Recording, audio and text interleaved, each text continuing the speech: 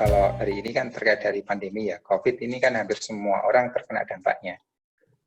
Dari sudut pandang Mas Fendi sendiri juga ya, terkait dari usaha juga, seperti apa usaha jenengan hari ini, terus kalau dikatakan prediksi ya, saya mau boleh, kalau ke jenengan mungkin prediksi ke depannya itu kayak seperti apa sih? Mungkin bisa sharing, monggo Mas Fendi. Nggih, matur nuwun. Sebelumnya mohon maaf baru gabung tadi ini. Jadi tadi minta sharing-sharing saja bingung ini mau sharing apa kan gitu ya. Karena nggak ada persiapan. Oke, ini kita cerita aja kalau gitu ya, cerita apa yang terjadi di usaha-usaha yang saya jalankan. Ya mungkin apa namanya? Karena memang selama ini kami mengandalkan online dan mengandalkan dan bergerak di bidang IT, alhamdulillah memang saat ketika terjadi pandemi seperti ini, secara fungsional kami tidak terganggu secara fungsional kan gitu ya. Karena memang hampir sejak awal kami bekerja lebih banyak pada fungsi-fungsi yang kemudian tidak mengharuskan untuk kemudian kami harus bertemu, yang pertama. Akan tetapi tetap saja ada efeknya ternyata kan gitu ya.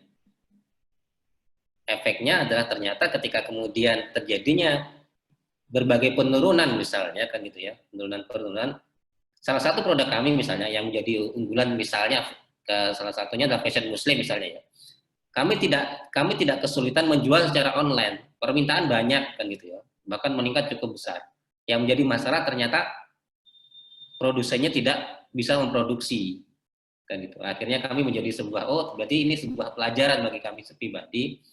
Ternyata ketika bidang kita itu bergerak ya, bidang kita itu bergerak bukan menjadi produsen, karena kebetulan saya tidak manufacturing ataupun produsen, maka kita harus bisa mengandalkan produsen bukan hanya satu.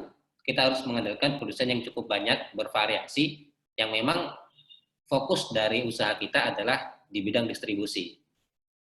Dan kita akui akhirnya terjadi sebuah penurunan bukan dikarenakan secara tidak langsung ya, secara langsung memang bukan pada bisnisnya itu sendiri, melainkan memang ada aspek-aspek yang tidak bisa kita kontrol. Itu yang perlu saya ceritakan. Yang kedua, teman ada hikmahnya. Ada hikmahnya adalah kemudian tim yang kemudian saya bentuk, ya gitu ya. Tim yang kami bentuk itu akhirnya menjadi lebih terbiasa lagi untuk kemudian bekerja dalam sistem remote. Karena selama ini sebenarnya sudah remote, hanya saja karena masih sering ya, masih sering ketemu sepekan sekali dan sebagainya.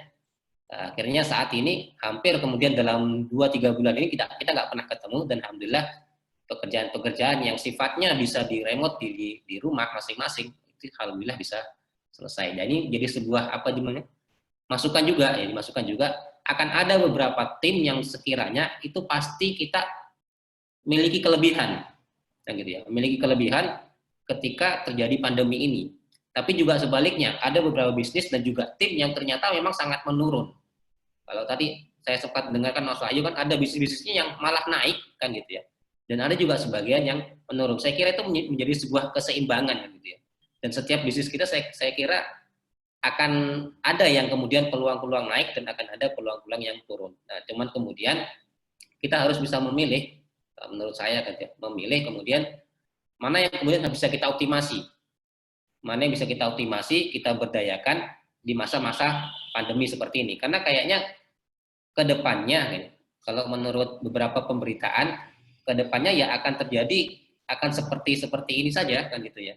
Saya nggak tahu ke depannya apakah new normal itu seperti apa, kan kita nggak pernah tahu ya. Kalau yang ada orang yang mengatakan sebagian new normal itu ya yang terjadi saat ini kan gitu ya. Terjadi saat ini, nanti begitu dibuka, misalnya habis Lebaran dibuka kan gitu ya, ya sudah.